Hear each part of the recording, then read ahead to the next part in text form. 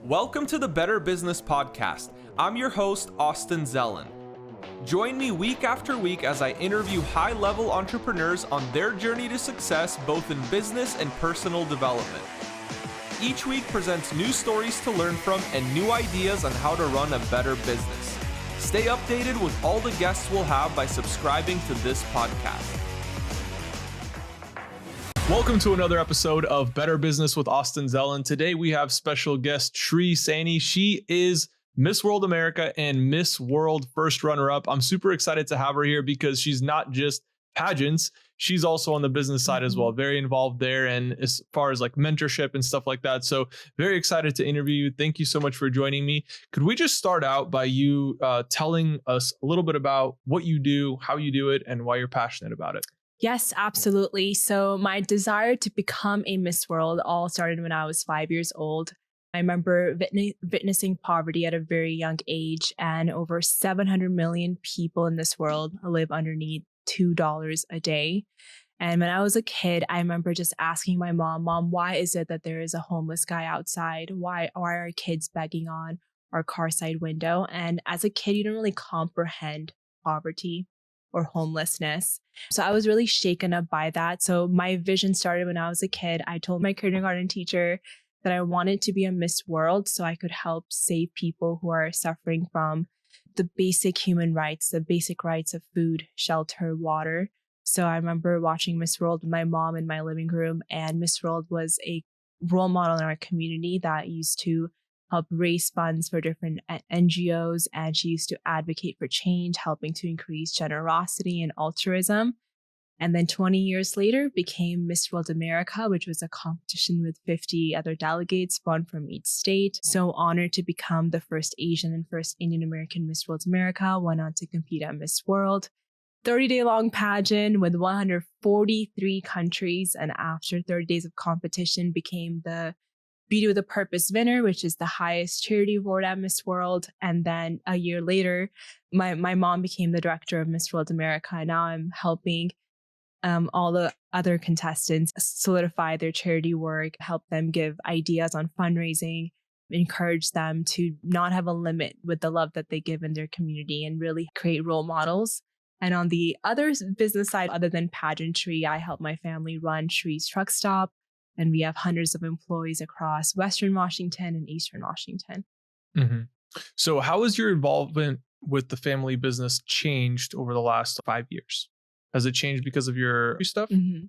It definitely has, because I had to not be that involved because I needed to focus on becoming Miss World America, focus on having a really good resume as Miss World Washington, because at the competition, you're rated on your service work and the expansion of your work, the depth of your work.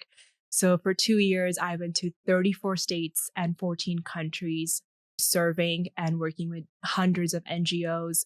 I even made an Excel sheet of 302 service projects I had done. So while I was full-time volunteering as Miss Washington, I wasn't as involved.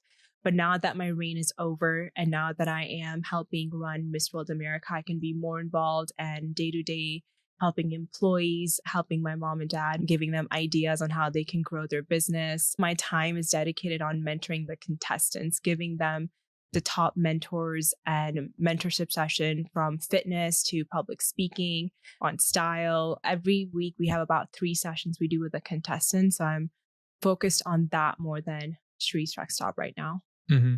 Okay. And so what motivated you to go down this path? My desire to create the biggest positive impact I can. And I saw Miss World as a individual who did that, and I wanted to be in that position. And I became Miss World first runner-up and the Beauty with a Purpose ambassador. So then I worked with the different Beauty with a Purpose projects in all the 143 countries. This year, I was invited back to Miss World as their social media correspondent. So for 30 days, I was helping to advocate for these contestants, promoting their different causes, helping take video content for them. I made over 32 reels in 2.5 weeks. The Instagram account grew to more than 230,000 followers. So just now passing the torch forward by being a mentor and instilling confidence in all these contestants. Mm-hmm. And so obviously, like when you go down a path like this, you might encounter some challenges. So what are some challenges that you've faced along the way? So I had two big medical challenges. One was having a pacemaker. At age 12, I became one of the youngest pacemaker recipients in the world. And heart disease is unfortunately the number one killer. It takes more lives than all forms of cancers combined. So I've had two heart surgeries, two pacemaker implants. I will have 8 surgeries total in my lifetime. So overcoming that physical challenge, filling my mind up with thoughts of strength and acceptance that yes, I am going to have this pacemaker. I am going to be a heart patient, but I'm going to use this challenge to become stronger and wiser. And I'm not going to let a circumstance define me. My actions are going to define me. And I use that same mantra when I became a facial burn survivor in college. I was in a terrible car accident. My car rolled over several times into a ditch. I came out of it very emotionally and physically shaken up.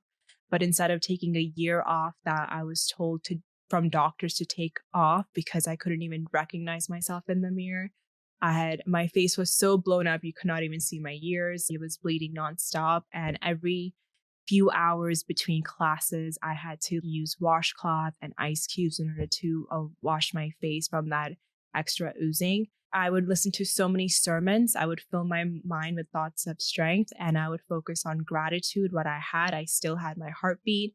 And at Miss World stage, I said this message: if you have a heartbeat, you have a purpose.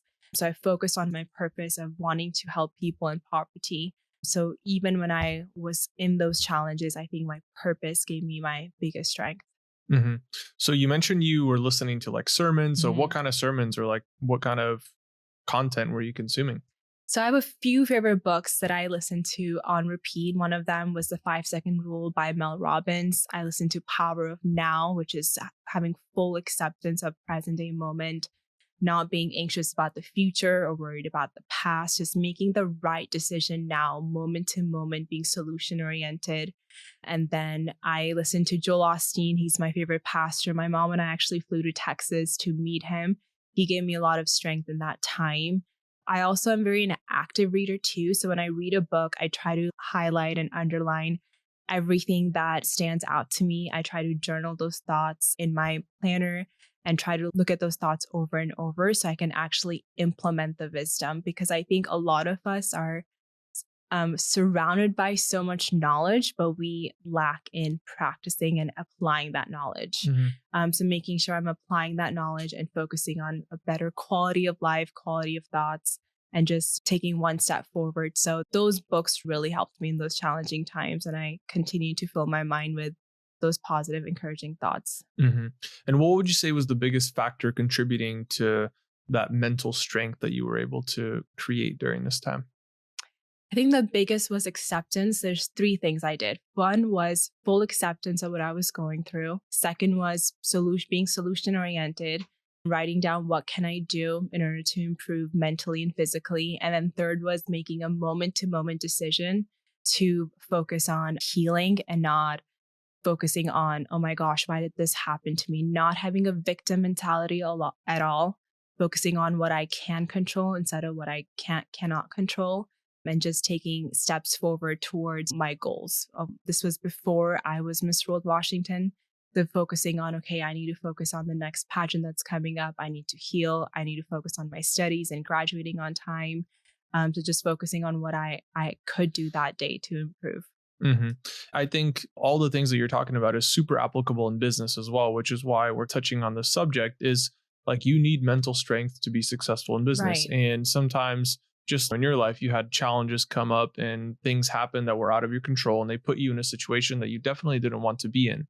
And so I know that in the business world, sometimes we have a crash in the business world, so to speak. Right. And so what do you do in that situation? And like, how do you get yourself out of it? And I think that's a great thing that you're doing. You created a support system, so to speak, around yourself through sermons and books and all these things that created that positive mindset. But you also made a conscious decision to focus on those things and to create that very intentionally in your life. And I think many people sometimes forget that it's an intentional thing. It It's not is. just going to fall into your lap. You have to create that strong mindset very intentionally. What would you say is a message you'd like to share with people who might be experiencing physical or emotional scars?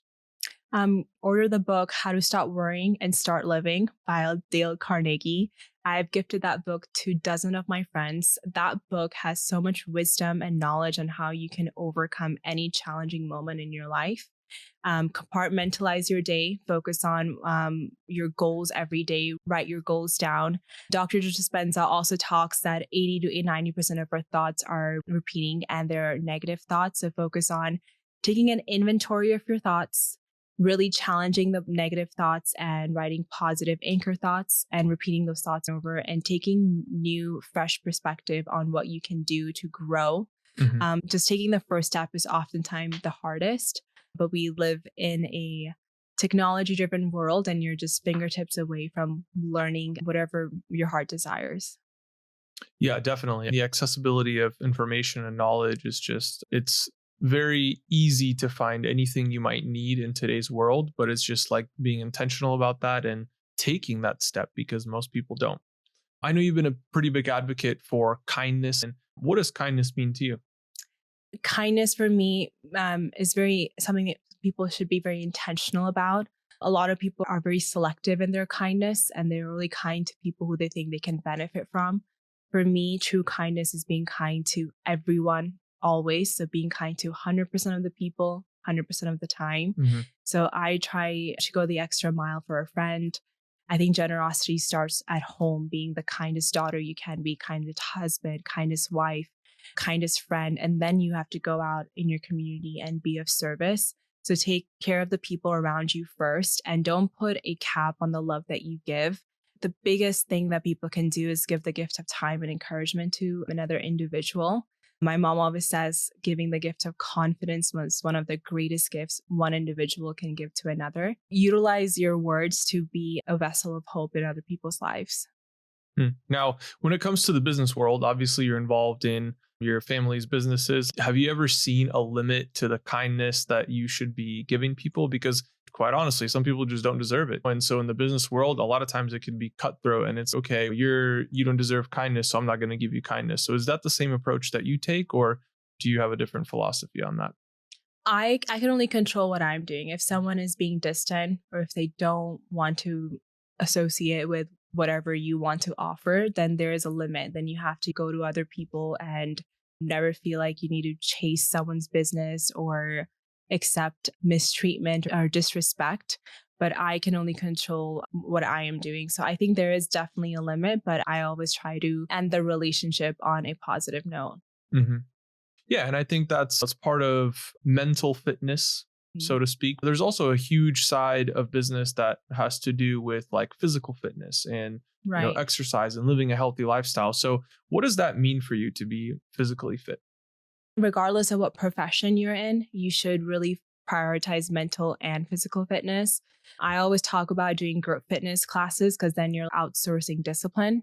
I encourage my friends to do Orange Theory or Berry or Core Power or Solid Core. So I think fitness is really important. It gives you the gift of dopamine in the morning. And when you're able to do one tough task in the morning, you're able to conquer the other tasks in the afternoon and the evening. It's important that people prioritize and schedule in fitness with self-help books and keeping mental fitness a part of their life too.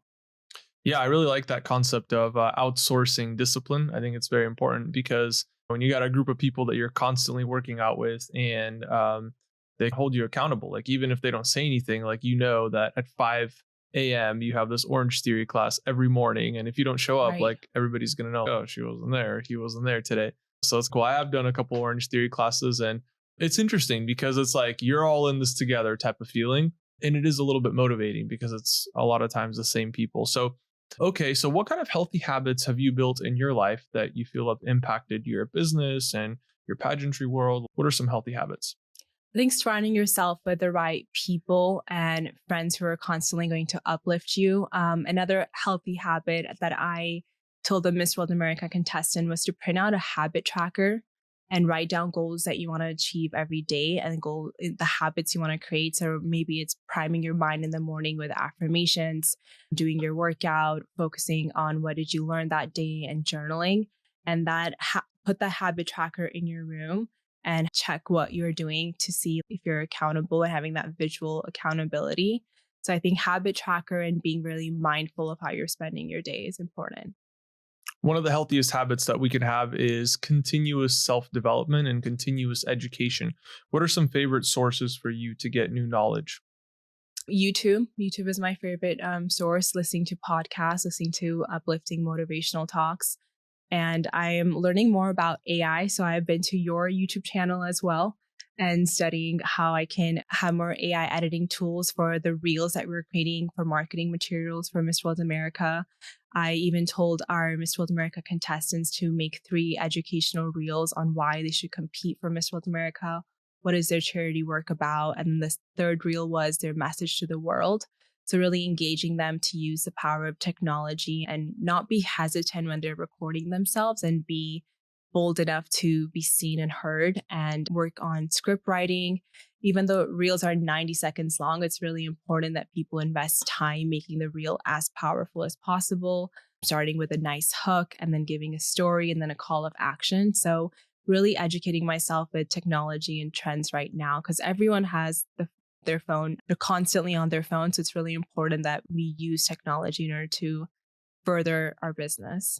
Yeah, YouTube is definitely a great resource when it comes to identifying new trends and learning about new things. And I love the educational aspect of YouTube. But one thing I also really like is live events. Have you Mhm. had a lot of experience with live events, and specifically ones that are for self education and self development? Yeah, I've been to a few conferences and conventions. I've been to a Tony Robinson conference, and then also Dr. Joe Dispenza. Just surrounding yourself, even though you might be in an arena with thousands of people, but you showing up and being accountable to what they're teaching you. I always bring a journal with me too. So I'm actively listening to what they're saying.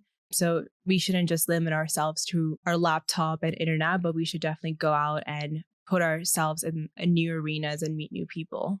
Definitely. Yeah, I think that's a huge aspect of even developing our business. What would you say, what role does networking and relationship building play for you? I think relationships are everything. Even the contestants that we were able to recruit this year oftentimes came from our previous contestants from last year, because they really enjoyed the experience. And how we made our pageant different was we provide so many resources to our contestants. We have done over 40 mentorship Zoom calls with them. So just by word of mouth, we had a new Miss Florida come from our previous Miss Florida, and then a new Miss Texas come from a previous Miss Texas. So how we made them feel and the resources we gave them ended up growing our business organically. So we should really prioritize relationships and try to add value to them. Hmm. Definitely.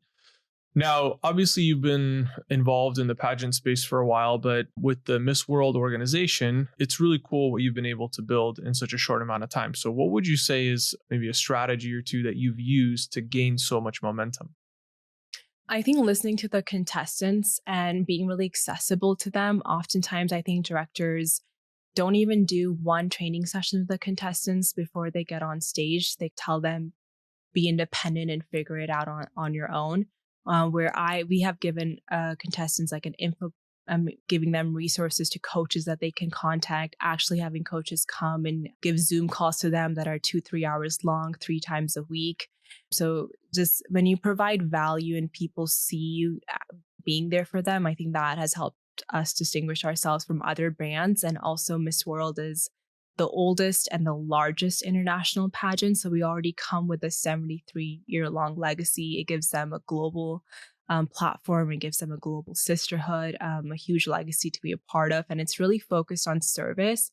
So there's less anxiety in these contestants when they're competing. It's less on aesthetic. It's more on what is the message that you want to bring? What is the charity that you want to support? And every contestant has to make a 8 to 10 minute long video on her service project. Mhm. So it gives them time to really think on what do they want to showcase us, because oftentimes in other pageants they only have a 3-minute long interview. So it gets very trivial and the contestants get very anxious.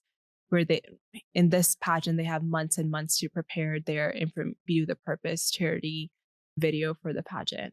Hmm. Okay, so it's like mentorship, support, the resources that you're offering. Is there anything else that you'd say helped you gain a lot of momentum with this organization? I think my legacy that I was able to humbly create by going to 34 states and 14 countries, a lot of people remember me from when I was invited to speak at their conventions and their high school and their colleges. So they remember me from back in 2018, back in 2019. So maintaining those relationships and being part of that community really gave us a lot of leverage and people already knowing of me. And then all the contestants were able to have some sort of known that, oh, I know of Shree because she also judged my pageant these many years ago. So they felt more comfortable coming to the Miss World America pageant. That makes sense. And what role would you say social media plays in all this? Are you using social media to grow the organization?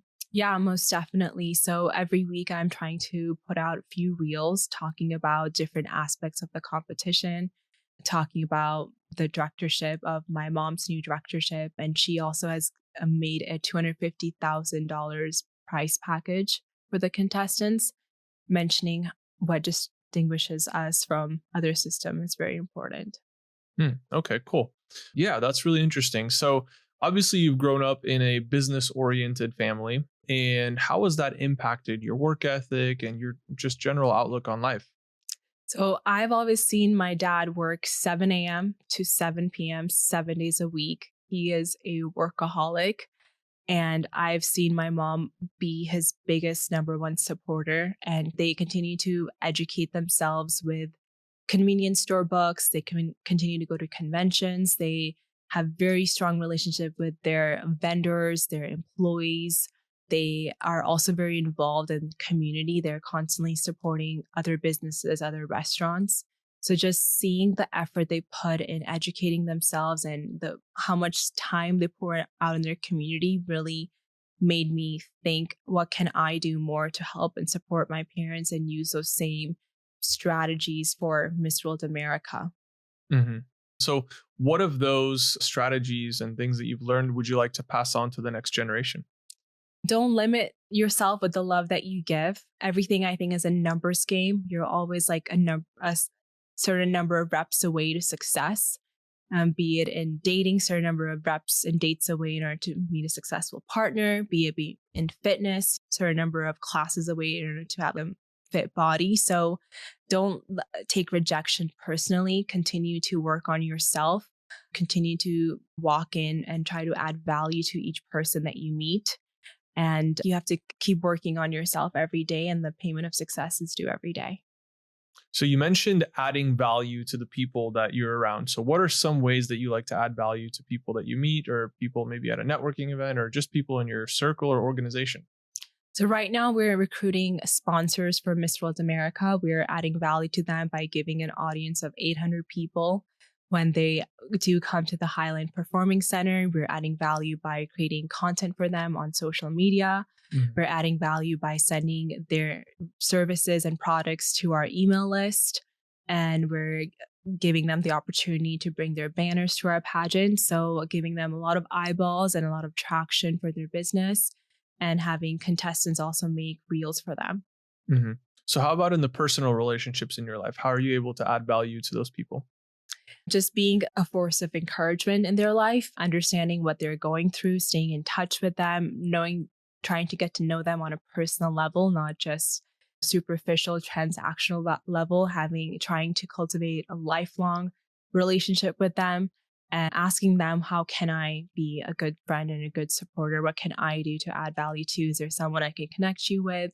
Can I bring two people together who can do a podcast? Like I connected you with Lucas and you're going to do a podcast with him. So connecting my friends together and supporting their business. Yeah, definitely. Yeah, I think that's a huge aspect of business and relationship building and stuff like that. When it comes to building an organization, obviously your family has done that exceptionally well, and now you're a part of that. And so, when it comes to the next phase of the business, what's your vision for how that looks like? Right now, for Miss World America, we have to really work on growing the state pageants in 51 states. So, encouraging the state directors to go out in their local community, church, high school, colleges, to recruit contestants from there to go to their businesses, introduce themselves as a Miss World California director, and give themselves a goal to meet 5 to 10 new businesses a week or talk to at least 10 to 20 contestants a week. So just giving them tangible goals that they can look forward to. They feel more empowered as state directors because it is a very daunting task when you become a director. How do I do this? So just being there every step of the way and giving them information packets as well on how they can be better recruiters that advocate for the Miss World organization. Hmm. And if you could go back to your younger self, what is one thing that you would tell yourself that you think would help you a lot to get to where you're at today? I would remind her to have a possibility and a solution oriented mindset, to whenever anything bad might happen to younger Shree, to fully accept it and just focus on what she can do to overcome a difficult circumstance. And don't let anyone or any circumstance boggle you down and just focus on rising up from circumstances. Hmm. And how do you see failure in the journey of business? I think failure is one of the greatest teachers we have. Whenever you think you're failing, just take it as a learning tool, a stepping stone, and do things differently the next time. Use that wisdom that you could have applied before failing on the task. Use that wisdom to practice and work on yourself. Yeah, definitely. I think it's a great opportunity for us to learn when we experience certain failures. And I think it also allows us to course correct. We might have set out in one direction, and then when we have a couple failures, it could allow us to pivot and find a different direction that we want to head into. Just to wrap up here, what's one more word of advice that you want to leave the audience with? I really want to talk about having a generous heart and advocating for people who are not able to advocate for themselves. So I think people are very focused on their lives, their goals. But I always want to encourage people to also think about those who don't have the basic necessities. So even on my website, shreesaini.org, I have a link where people can donate to a charity. And I always talk about the charity No Kid Hungry. With $50, you can provide 500 meals for children. So always think about how can I also use my success, my wisdom and knowledge to pass on the legacy of love and having an impact at the end of every day, every week. Awesome. Awesome. Hey, thank you so much for joining me here today. This is another episode of Better Business with Austin Zelan, and we'll see you all next time.